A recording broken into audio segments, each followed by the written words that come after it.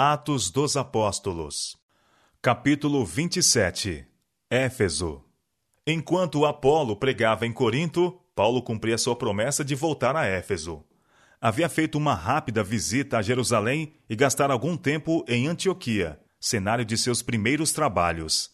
Daí viajou através da Ásia Menor, sucessivamente pela província da Galácia e da Frígia, visitando as igrejas que ele próprio estabelecera e fortalecendo a fé dos crentes. No tempo dos apóstolos, a parte oeste da Ásia Menor era conhecida como a província romana da Ásia. Éfeso, a capital, era um grande centro comercial. Seu porto estava coalhado de embarcações e suas ruas apinhadas de pessoas de todos os países. Como Corinto, Éfeso apresentava um campo promissor para o trabalho missionário. Os judeus, então amplamente dispersos por todas as terras civilizadas, estavam geralmente expectantes pelo advento do Messias. Quando João Batista estava pregando, muitos em suas visitas a Jerusalém, por ocasião das festas anuais, haviam ido às barrancas do Jordão para ouvi-lo. Ali ouviram eles ser Jesus proclamado como prometido e tinham levado as novas a todas as partes do mundo. Dessa maneira, a providência havia preparado o caminho para o trabalho dos apóstolos.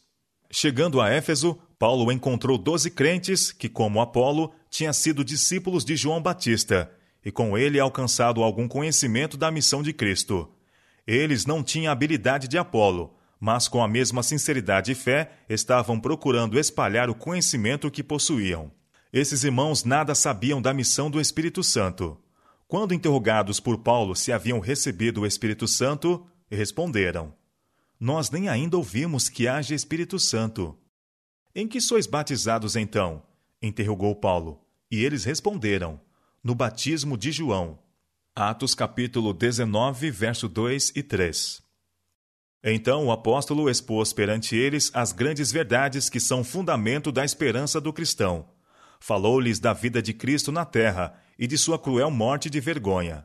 Contou-lhes como o Senhor da vida quebrara os grilhões da tumba e ressurgira triunfante da morte.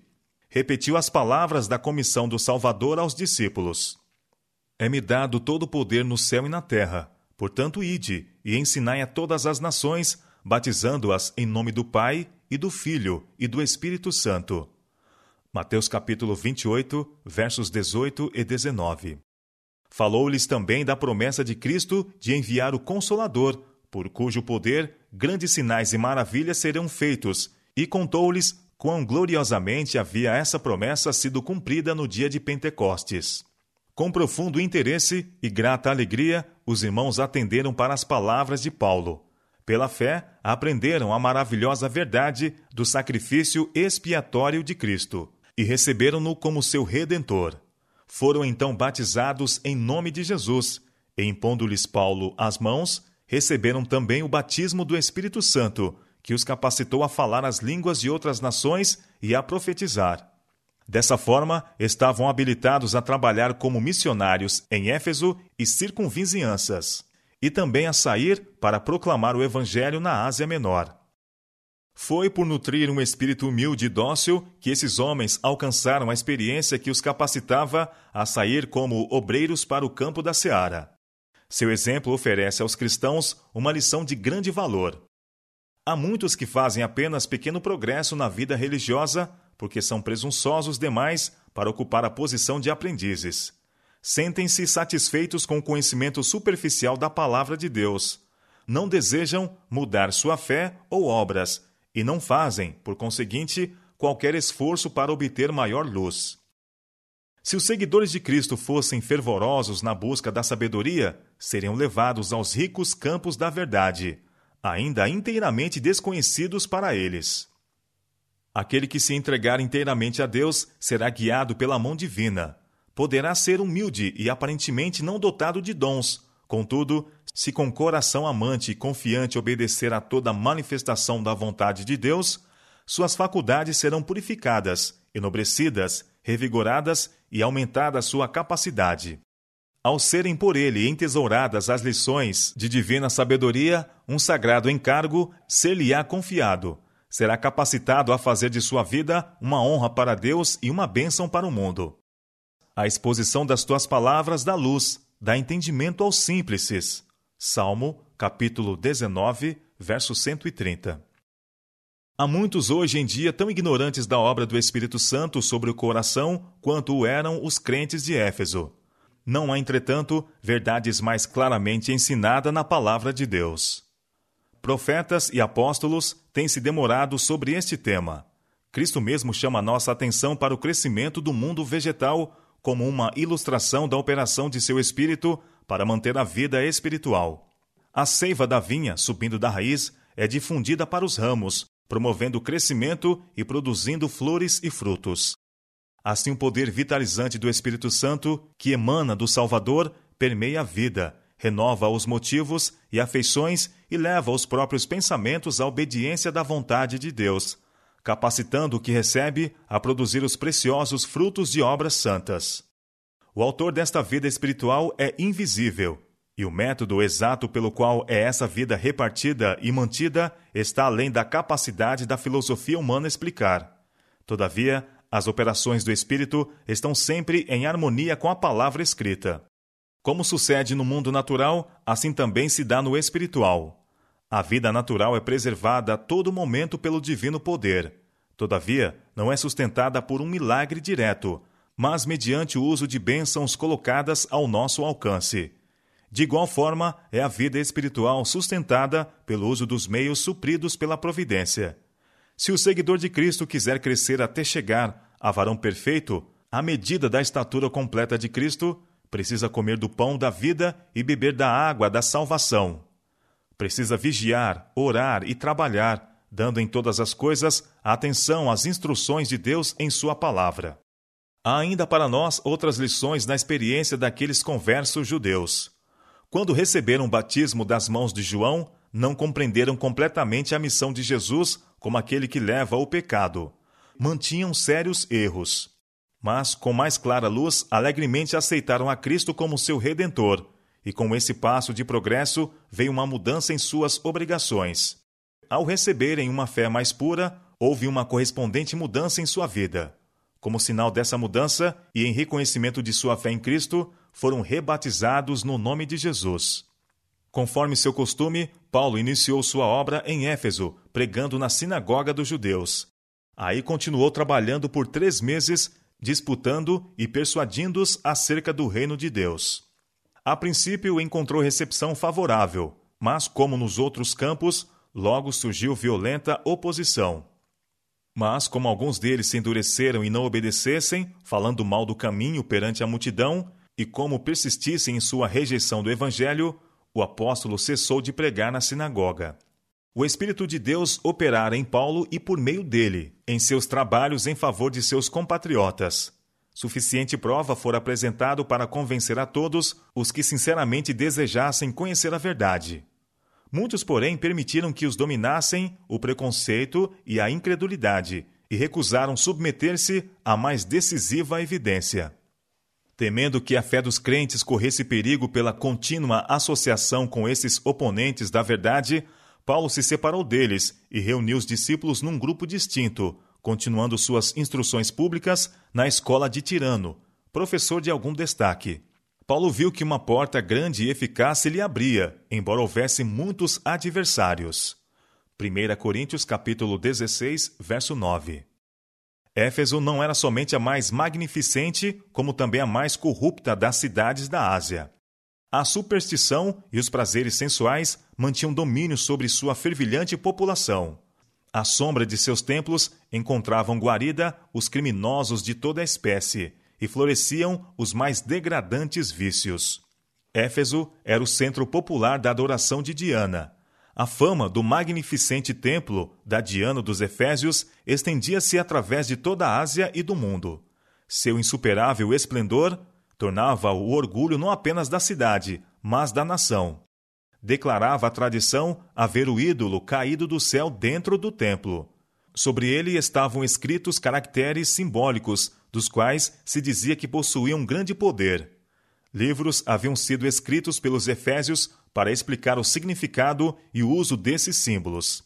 Entre os que estudavam com atenção esses custosos livros estavam muitos mágicos que exerciam poderosa influência sobre a mente dos supersticiosos adoradores da imagem no templo.